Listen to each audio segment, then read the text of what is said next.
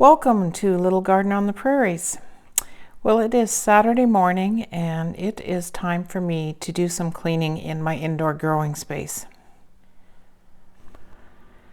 As you can see here, my table is a real mess. I haven't been putting away stuff after I've used it like I should be. I have a lot of work to do on some of my plants that I have growing. Some need to be replaced. The tiny Tims in the AEROGARDEN are pretty much done, so it's time to clean that up. I've dragged a few dead plants out of my grow tent that needs to be dealt with, and also got some peppers that are pretty much at the end of their life, so it's time to pull them out and get them cleaned up. Outside, the temperatures here on the prairies have been extremely cold. It has gone as cold as minus 39 degrees Celsius, which I think is somewhere around minus 25 degrees Fahrenheit.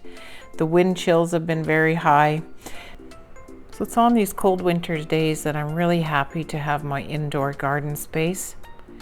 Downstairs in my basement, I can look at the beautiful blue skies outside, but still stay warm and enjoy my gardening indoors. So I hope today you will enjoy watching me clean up my indoor grow space.